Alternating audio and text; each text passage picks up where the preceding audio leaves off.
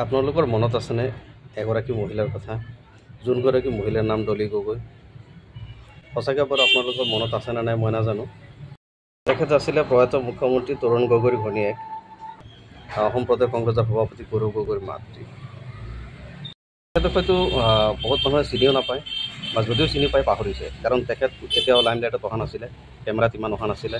তেখেতে ঘৰুৱা কামতেই ব্যস্ত আছিলে, বা কোনো অনুষ্ঠান প্ৰতিষ্ঠানত তেখেতৰ কোনো সক্ৰিয়ভাৱে জড়িত নাছিলে। সেইকাৰণে হয়তো অসমৰ ৰাইজে কিন্তু পাহৰিব পাৰে।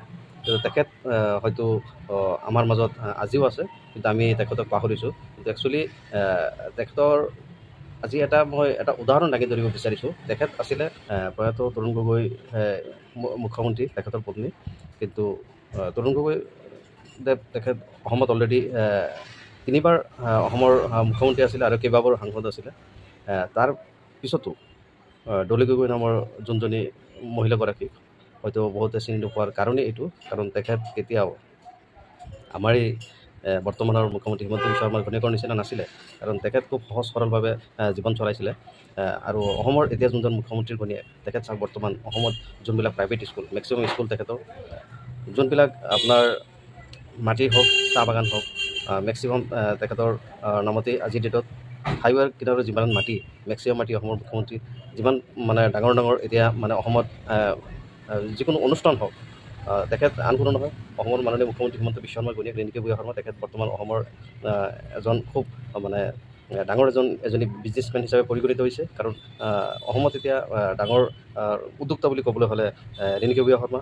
অসমত এতিয়া আপোনাৰ ধৰক প্ৰাইভেট স্কুলৰ কথাই হওক, চাহ বাগানেই হওক, বা বিভিন্ন মানে কাম কাজত বৰ্তমান এইগৰাকী মহিলা অসমৰ প্ৰথমগৰাকী মহিলা। কাৰণ ইমানেই ব্যস্ততা বা ইমানেই ডাঙৰ বিজনেছ কৰি আছে, যোনটো হয়তো অসমৰ মুখ্যমন্ত্ৰীৰ পত্নীয়ে কেতিয়াও কোনো মুখ্যমন্ত্ৰীৰ পত্নীয়ে কৰা নাছিলে। কিন্তু তেখেতে হয়তো ইমান বছৰ নাজানো কি কৰিছিলে, কিন্তু আজি কিছুদিন ধৰি তেখেত কিন্তু অসমৰ বহুত ডাঙৰ এজন বিজনেছমেন হৈ গৈছে। সঁচাকৈ আপোনালোকৰ চকুত পৰিছে বা অসমৰ ৰাইজে জানে। কিন্তু আমি আজি 20-25 বছৰ ধৰি বিজনেছ কৰিবলৈ আমি যিমান গ্ৰ'থ হ'ব নোৱাৰিলোঁ, তেখেতে এটা ৰাতিৰ ভিতৰত কোটি কোটি টকাৰ মুনাফা অৰ্জন কৰি আছে, যোনটো মুনাফা হয়তো বিজনেছ টাইপত মাৰোৱাৰী মানুহবিলাকেও নোৱাৰে।